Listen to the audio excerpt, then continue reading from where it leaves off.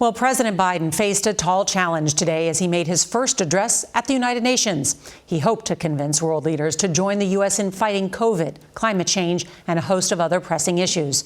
We get more now from CBS's Ed O'Keefe.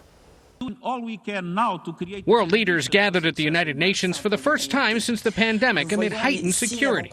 An F-16 even had to intercept a single-engine plane that violated restricted airspace.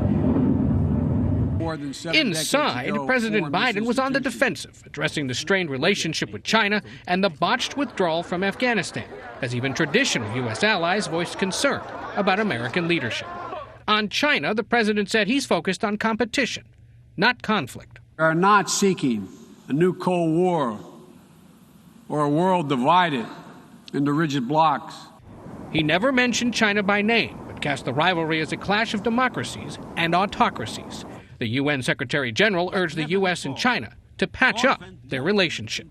Our world has never been more threatened. The chaotic withdrawal from Afghanistan rattled many European allies. The president today argued it was time to move on to fighting COVID and climate change. I stand here today for the first time in 20 years with the United States not at war. We've turned the page. We're opening a new era of relentless diplomacy. But his remarks came amid a new transatlantic rift with France. Today, the president met separately with the leaders of Australia and the United Kingdom, new partners in a nuclear-powered submarine pact that led Australia to drop a roughly $60 billion deal to build new subs with France.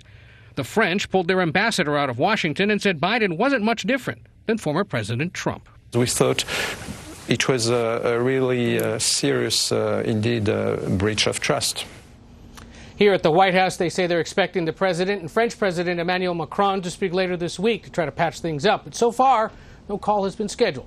Seems the French may be keeping the Americans on hold. Norah? To listen to that phone call. Ed O'Keefe, thank you.